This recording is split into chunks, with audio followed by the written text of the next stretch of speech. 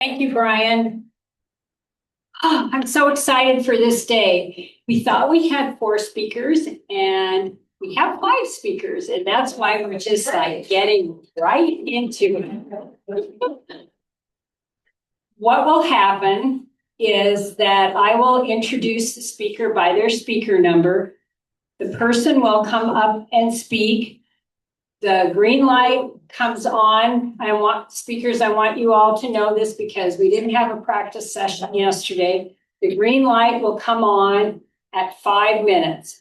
It will stay on until the yellow light comes on at 6 minutes. The yellow light will stay on until the green light comes on, or the red light, I'm sorry. I'm just a little bit excited. The red light comes on at 7 minutes. With that, I would like to introduce speaker number 1. Please come up.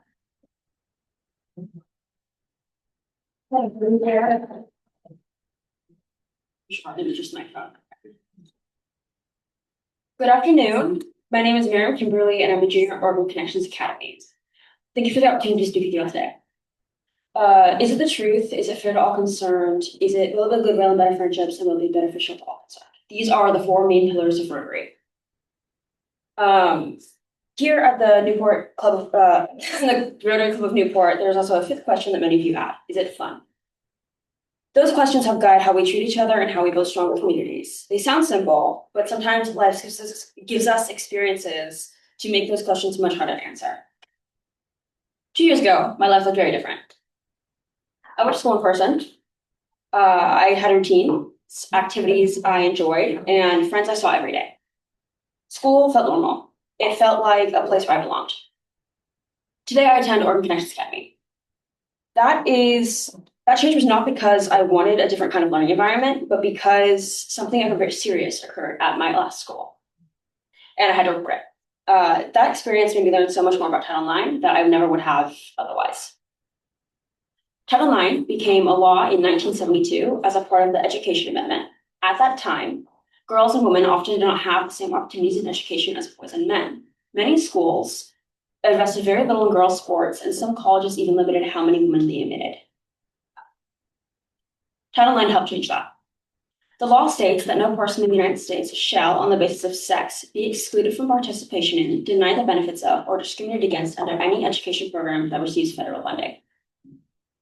Because Title IX, millions of girls and women have opportunities in sports and education that did not exist before. But Title IX is much more about than just athletics. Over time, the law has also been used to address sexual harassment, sexual violence, and discrimination in schools. Schools are required to respond when these issues are reported and to take steps necessary to protect students so they can continue their education safely. I never would have expected to need these protections, but I did. And I never learned what happened, and I learned what happens after a student reports harm, how that can affect their life in ways they never imagined. Looking back, I began to think about my experiences with the 4-way test. Is it the truth? The truth is that harassment and assaults happen in schools. The truth is that reporting it takes courage. And the truth is that response from adults and institutions can make a huge difference in how students move forward. Policy is written on paper, but what matters even more is how those policies are carried out in real life. Is it fair to all concerned? Fairness means much more than just saying students matter. Fairness means having clear policies and following them consistently. It also means making sure staff have the training they need to respond appropriately when students report harm. And it means using trauma-informed practices so students who come forward are treated with care and respect instead of confusion or doubt. When systems are prepared, students feel supported. And when they're not, students feel left too. I did. Will it build goodwill and better friendships? Trust is the foundation of every school community. Students need to believe that the adults responsible for their safety are prepared to help them. When that trust is strong, it builds strong relationships and strong communities. But when that trust is shaken, it can change how a student feels about their school and where they belong. For me, that meant leaving a school environment I once felt connected to. Will it be beneficial to all concerned? When schools invest in strong policies, meaningful training, and trauma-informed practices, everyone benefits. Students feel safer, families feel more confident, and teachers and staff feel better prepared to respond when difficult situations arise. Preparation is not about blame, it's about responsibility. Because when systems are ready, students don't have to carry out the consequences of gaps in the system. And here in Newport, Will it be benefit to someone? Okay. Here in Newport, the fifth question is it fun? There's nothing fun about having my life change so suddenly, but learning a place where I feel safe again mattered. Feeling respected mattered. Feeling heard mattered. And when some students feel those things, schools become what it's meant to be. A place where students can learn, grow, and build their futures. The four-way test reminds us of things that we think, say, and do should be truthful, fair, build goodwill and better friendships, and be beneficial to all concerns. Those questions are not just ideas, they're standards. And when students face difficult moments, the answers to those questions can shape their entire future. My hope is that we can continue building schools where every student feels safe enough to learn, strong enough to speak up, and confident enough they will be heard. Thank you.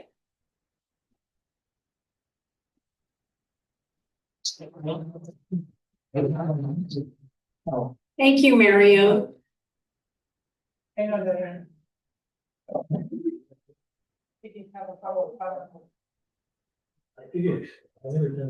Are we having trouble with the timer? No, we didn't go to. We didn't. Okay. Speaker number 2, come on up.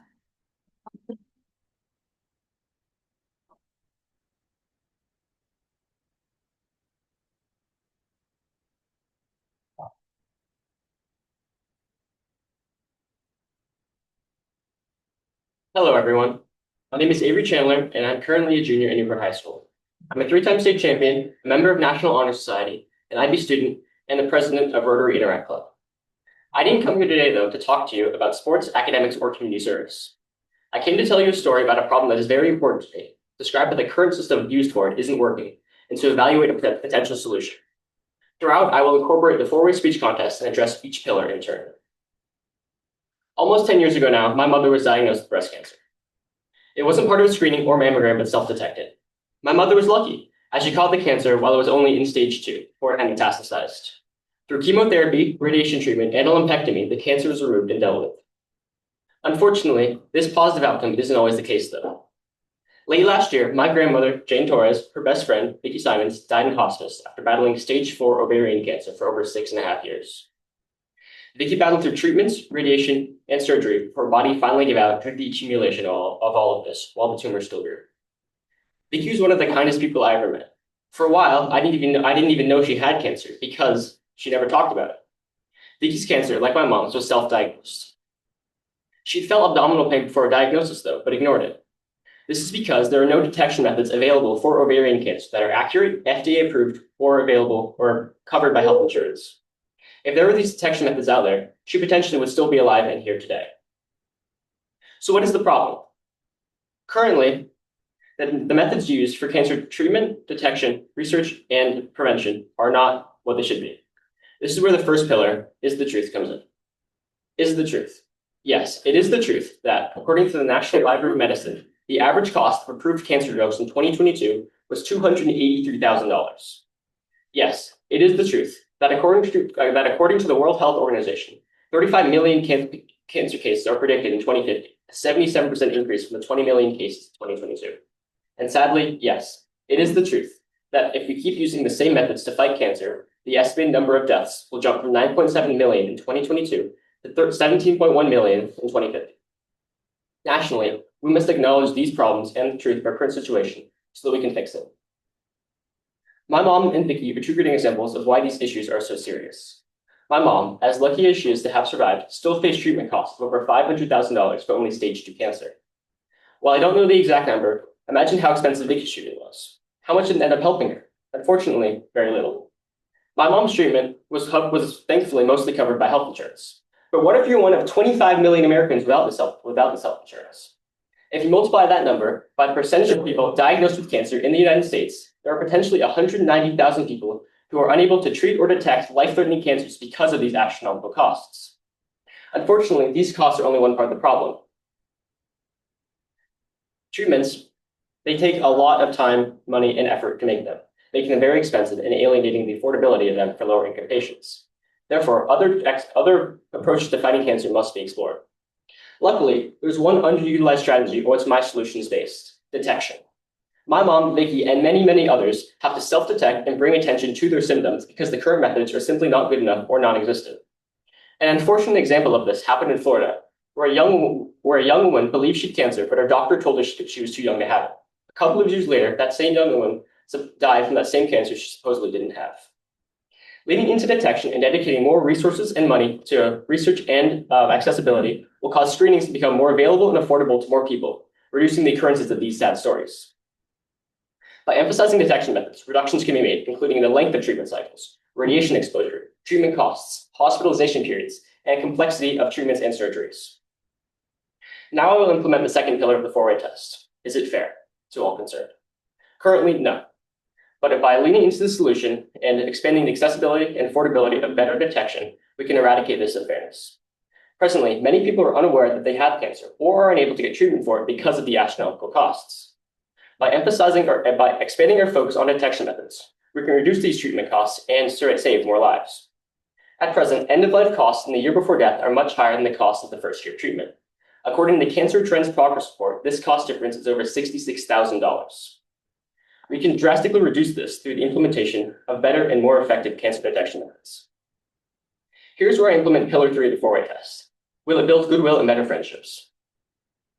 Yes, this solution will build goodwill and better friendships, as both are based on trust, something patients currently do not have in their doctors or the medical system. But by implementing more widespread and effective cancer detection methods, patients will have greater trust in their doctors because of these proactive prevention techniques used and the reduced burden of cost and treatment. Finally, I will analyze the solution using pillar 4 of the four-way test. Is it beneficial to all concerned? Overwhelmingly, yes.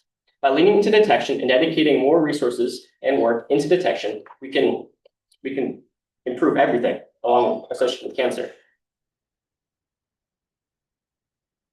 Sorry about that.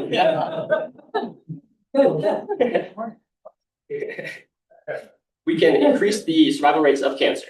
Hospitalization rates will decline, reducing the burden on staff at hospitals. And treatment costs will decline, increasing the availability of more detection and methods and accessibility for cancer detection.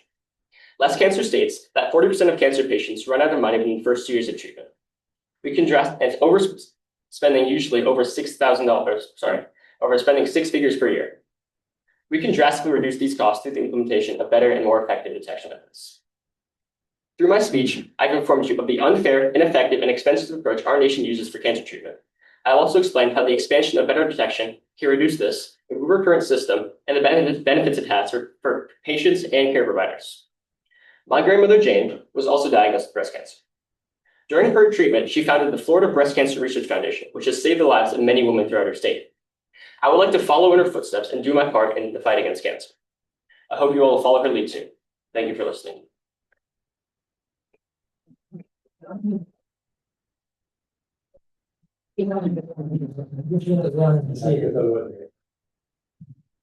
Aren't these young people amazing? Yeah. I just want to give both of them a hand, and I'm just really looking forward to the other three. And with that, student number 3. We'll lower this a little bit. Okay. Good afternoon, everyone. I'm so glad to be here today. My name is Rhianna Galicia, and I am a junior at Newport High School. Now, to give you guys some further background on myself, I am a public health advocate for the state, which means that I work with adolescents and adults throughout the state on a variety of health concerns. I also currently hold multiple titles in school, some of which include being the co-president of my school's Junior Optimist Club, the associate student body secretary, and the junior class vice president. Finally, I am very pleased to say that I am a child caretaker who works with children in a preschool, and it is the most rewarding feeling. For today's topic, I will be going over the power of belonging and applying it to the Rotary 4-way test. Now, before I elaborate, I want to go ahead and take a moment and have everyone in here reflect. I want you all to think back to a time in which you felt wanted. Now, this doesn't have to be specific. It can be a memory as early as when you were a child or as recent as today. I want you all to relive a moment in which you felt your presence was appreciated.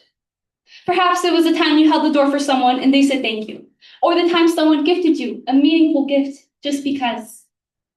For me, that moment is happening right now as I'm giving you guys a speech. What I think many people fail to realize is that true belonging doesn't require us to change who we are. It demands that we be who we are. With all these roles that I currently hold and many more, I have seen and felt the firsthand impacts of a built sense of belonging. Belonging isn't just fitting in, and I think all of us can agree it's so much more than that. And I can easily say this as a person who has been involved inside and outside of school, having earned my school's humanitarian award. Beginning with the first pillar of the Rotary four-way test, is it the truth? Forming these strong connections at a young age fosters a sense of security that encourages independence and self-growth. Through the feeling of being seen, children who later become students are able to build lasting resilience that extends into adulthood. This means that through the feeling of being seen, people we surround ourselves with, the risks we choose to take are the results of a cultivated sense of connection. Sorry, I kind of, okay. Belonging is a fundamental human need and acts as a necessary buffer against loneliness. Statistics in Oregon show that high belonging is linked to the 93% of students who agree they have friends in school, the 85% who feel welcomed, and the 91% who feel there's an adult in school who cares about them. The effects of the power of belonging are relevant. Its outcomes are the result of factors we face every day. And there's no denying that the feeling of belonging can make us happier. Moving on to the second pillar, is it fair to all concerned? The power of belonging has a direct correlation with our physical and mental health. It essentially enforces the belief of I matter. No one can feel they belong in a space where favoritism, exclusion, or bias exists. True belonging requires individuals to feel welcome. And by emphasizing a healthy sense of belonging, it can lead to an improved outlook on life. And by fostering true belonging in everyone, we can work towards the mental health crisis Oregon faces, with 45% of Oregonians reporting chronic loneliness. In my personal experience of a sense of belonging, I have faced a lot of challenges throughout my life. Up until the age of 5, I spoke nothing but Spanish. And as you guys can imagine, that made forming connections, communicating with my teachers more difficult than ever. But thankfully, due to the unlimited support I have received from my parents and my teachers, I am able to be up here today and share this knowledge with you guys. Moving on to the third pillar, will it build goodwill and better friendships? True belonging requires that individuals feel welcomed, valued, and safe. Without it, it can lead to barriers such as against a fair treatment based on race, gender, and ability.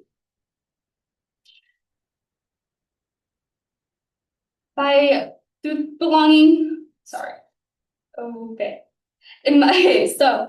now moving on to the fourth pillar, will it be beneficial to all concerned?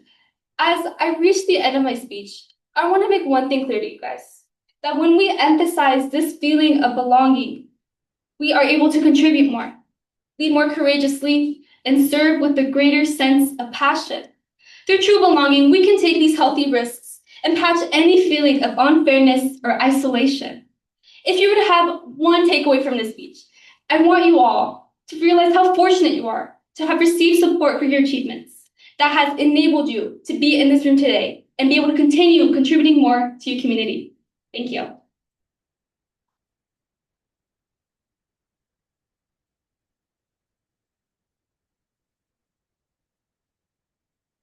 Wow. Okay. Speaker number 4, please come up.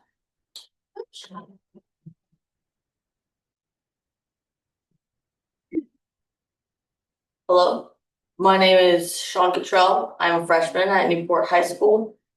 And I just want you to think, have you ever had any sort of unexpected medical emergency? And you were just taken aback when you got the bill, when you got the medical bill, when you figured out how much it would cost. And you thought, how am I going to pay all that? How? That is a perfect example of one of the biggest flaws in our country. Today, I will be talking about free healthcare, and I will be applying it to the Rotary four-way test. Now, though the United States of America somehow has the most expensive healthcare, we consistently rank lowest and worst healthcare out of all of the high-income countries. And it's just the amount of prices are ridiculous. To put this into perspective, a single ambulance ride can cost from $500 to an upwards of over $3,500. The idea that the ride to the hospital can still be enough to put a family into a financial burden is outrageous. It needs to be fixed. And let's just think annual costs. Let's just think you're just living your life. You pay $6,000 for insurance. Then you have to do your annual checkup. That's around $400. But then you break your arm. That's going to be $700. Plus, let's just say 6 months of physical therapy. That's going to be $4,000. In total, in 1 year, you've just spent $11,000 on one single person with no spouses or children. Or you even go to any dentist, orthodontists, any specialists, optometrists, nobody. For a family of 4, healthcare in the US costs an annual amount of over $28,000, which is around 8% of their income spent on healthcare before paying for a house, any repairs, food, rent, mortgages, or even taxes. Now, though this is outrageous, we can still fix this. And the best way that we can fix this is by having governments regulate the prices of medicines and drugs. Because as of right now, companies can charge whatever they want, adjust it to inflation, change whatever price they want. And that is why so many healthcare costs are so expensive.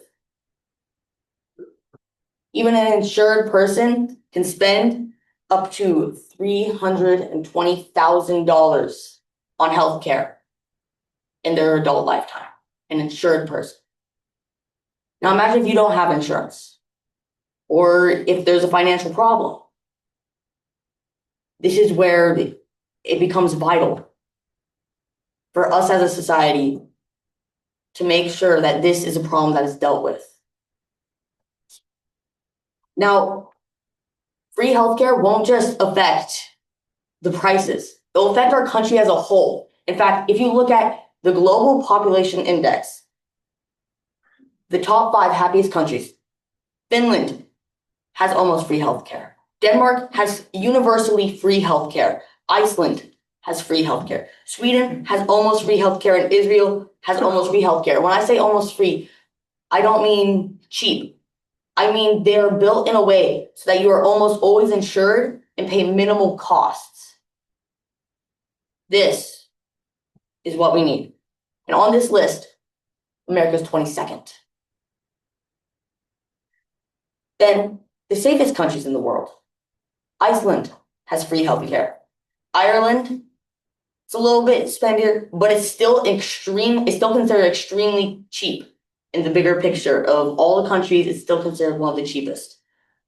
And it's free for anybody in poverty. New Zealand has almost free healthcare. Austria is almost always free because they make sure that everybody, or almost everybody, has complete insurance coverage. And finally, Switzerland doesn't have free healthcare, unfortunately, but they do have very cheap healthcare. And on this list, America's 47th. Now we are supposed to ask, is this the truth? Is it fair to all concerned? Will it build goodwill and better friendships? And will it be beneficial for all concerned? I say yes, the truth is free healthcare. Everybody here deserves the right to not have to worry about paying for medical bills when you have to worry about paying for so many things already. Then we ask, is it fair to all concerned? Yes, this will make the system more fair. This will make the government and this society and our society more fair than ever. Because what this is doing is it's making it so that no matter how rich or how poor you are assured that you will live a healthy life. Will it build goodwill and better friendships? Yes. Yes, it will. Because as we saw, a safer and happier country, almost all of them are countries with free or almost free healthcare. It will be beneficial to all concerned. Yes, everybody in this room, everybody in this country can benefit from looking at all those other countries. Now, as we've seen, free healthcare leads to safer, happier countries.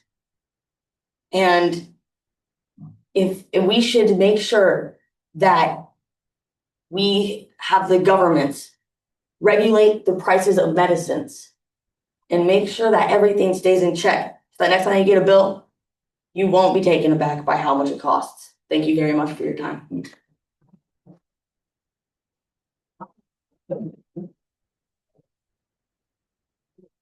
Wow. Yeah. All the way from freshman to senior. Last but not least, speaker number 5.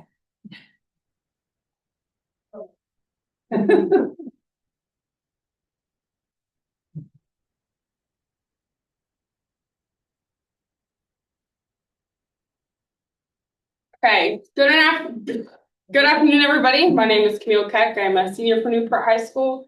I'll be talking about mental toughness and how the second best time to start is today. I'm gonna start off with some quotes of whenever you wish you would have done something, the second best time to start is today. The best time to plant a tree was 20 years ago, but guess what? The second best time is now. Now, this quote hits differently when you're standing on a wrestling mat, and I know a lot of you probably never wrestled before. And honestly, if you haven't, it's probably because you enjoy things like breathing comfortably and not having someone try to pin you down to the floor for 6 minutes. But to this day, I still think about big matches that I've lost. I remember walking off the mat after one of them. My head was down, heart was pounding, still sweating, and the gym was loud, but in that moment, it felt quiet. And one thought kept repeating in my head: talent wasn't going to save me. If I wanted to improve, I was going to have to work harder than I was before. In wrestling, there's nowhere to hide. No teammates to sub in, no bench to sit on when you're tired. It's you, your opponent, and the clock. If you didn't condition enough in the off season, you feel it in the third period. And I mean feel it. I mean, your lungs feel like they're on fire and your legs suddenly weigh about 1,000 pounds. And that's when the thought hits you: I wish I had started earlier. But wrestling teaches you something powerful, that the second best time to start is today. Now, this isn't only about wrestling. Everything I'm saying can apply to anything you do in life. Wrestling is just an aspect of my life that I'm passionate about and helps me explain this idea. Mental toughness isn't about wishing what you had done more yesterday. It's about deciding to do more now. And one way to think about that kind of strength is through the simple set of questions of: is it the truth? Is it fair to all concerned? Will it build goodwill and better friendship? Will it be beneficial to all concerned? And is it fun? Let's break it down on the mat. Is it the truth? Wrestling forces honesty. If you're out of shape, you can't fake it. If your technique is sloppy, it gets exposed. If you're mentally weak, the pressure reveals it. Mental toughness starts with telling yourself the truth.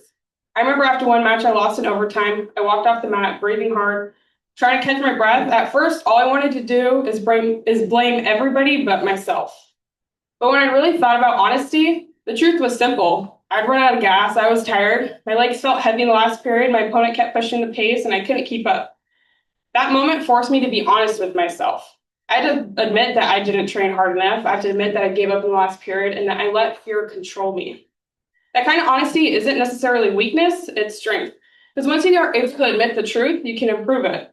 And if you didn't start training hard enough yesterday, the second best time to do that is now. Knowing the truth is one thing, but doing the right thing is another. That brings up the question: is it fair to all concerned? In wrestling, fairness starts with discipline. It means putting in the work and not cutting corners. Any corner you cut is just hurting yourself. It means respecting the rules, your opponent, and the sport itself. When you step onto the mat, it's just you. It's not your teammate, not your coach, not your family, not your friends, not the crowd. Every outcome depends on the effort and the time you invested. There were mornings when getting up for practice was the last thing I wanted to do. My alarm would go off, it'd be dark outside. Just wanted to hit the snooze button, but instead I would get up, run sometimes at 3:30 in the morning, clock in for my shift at Dutch Bros, go to 8 hours of school after that, and then after that, on top of that, another 2 hours of wrestling practice. By the end of those days, I was exhausted, and at that point, the only thing that was probably keeping me awake was the Dutch Bros coffee I had that morning. Every time I pushed through one of those mornings, I knew I was investing in the outcome. It was hard at the time, but I knew that when match day came, I could step onto the mat knowing I had earned my preparation. Every win, every loss, every takedown, it reflects the preparation behind it. You can't go back and fix yesterday, and wrestling makes that clear because every day you get the chance to start again, to train harder, prepare better, and give your best effort. That's what makes it fair. When you act fairly, it doesn't just affect the outcome, it affects the people around you. That leads me to the next question: what builds goodwill and better friendship? Wrestling might look like an individual sport, but anyone who wrestles knows it's built on bonds. Your toughest matches often happen in the practice room with your own teammates. The same teammates who slam into the mat during practice. The same teammates who slam me into the mat during practice is the one who cheers me on loudest when I win. Mental toughness means pushing each other to improve without tearing each other down. It means encouraging a teammate who just had a tough loss. It means shaking hands after a match and respecting the person who just gave everything to compete against you. Because the truth is, without your teammates and your opponents, you wouldn't grow. Some of the strongest friendships are built through shared struggle. In my case, through sweat, through exhaustion, grind, practice. When you go through something that difficult together, you build a level of trust and respect that lasts far beyond the sport. And those are the friendships that stick with you long after the season over, beyond just friendship. Also, what will be beneficial to all concerned. When you decide to give your absolute best today, it doesn't just help you. It lifts everyone around you. Your effort pushes your teammates to push harder. Your focus raises the standards in the room. One person's commitment sparks a chain reaction. It's almost kind of like a domino effect. Mental toughness is contagious. And the discipline you build in wrestling, waking up early, managing your time, your weight, your mindset, doesn't just stay on the mat. It spills into school, work, friendships, and family. Every extra drill, every hard practice, every choice you keep going, even when it's tough, benefits not just you, but everyone connected to you. Now that I've talked about effort and how hard work benefits not just you, but everyone around you, but all that effort can be, well, exhausting. So that brings me to the question I think we all secretly ask. This is so exhausting. Is it fun? I can be honest, wrestling is hard. Conditioning is not fun. Cutting weight isn't fun. Losing a big match I've been working for is not fun. But there's a deeper kind of meaning to fun sometimes. The kind of fun that comes from growth. There's pride to finishing a tough practice when you thought you couldn't. There's joy in executing a move you've been working on 100 times. There's satisfaction in knowing that you didn't quit. Mental toughness doesn't mean that you enjoy every second, but it means that you learn to love the challenge. You learn to be comfortable being uncomfortable. Because often the things that make you uncomfortable are the things that push you towards growth and ultimately towards success. And success is fun. So when you step on that mat under any challenge in life, remember, you might wish you had started a little earlier. You might wish you had trained harder last season. You might wish you had prepared more, but wishing doesn't win matches. Starting does. Whenever you wish you could do something, the second best time to start is today.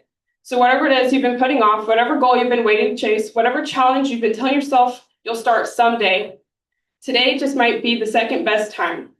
Because in wrestling and in life, toughness isn't built in one match. It's built in daily decisions. And today is always the best time to start. Thank you. Would the 5 speakers please come up and join me?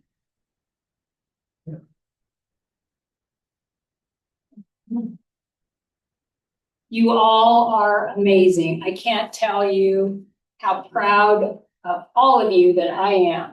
And the first thing, I don't have who's first, second, third, fourth, fifth yet, or first, second, third, and then honorable mention. But what I'm giving you is called a challenge coin from Rotary Club. And guess what? On the back of it is a 4-way test. A friend of mine who's a Rotarian who's not here today, Megan Shane, gave me mine. I carry it with me everywhere. So Thank you. got 5 of them.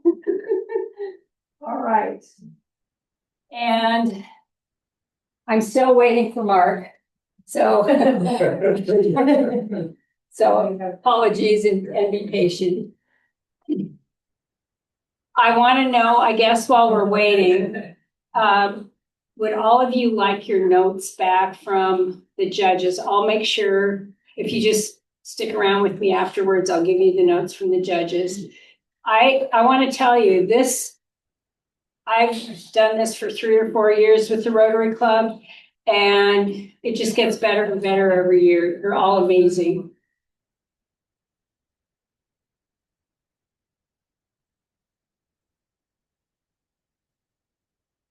Okay, I am going to pass these out. Mariam Kimberly, you are an honorable mention. John, you are an honorable mention. Rhianna, You are third place.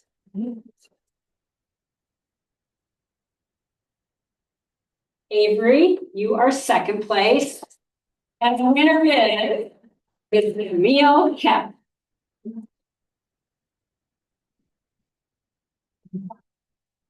Okay, and I have your money, which is really important too. Anyway, let's please give our speakers one more round of applause.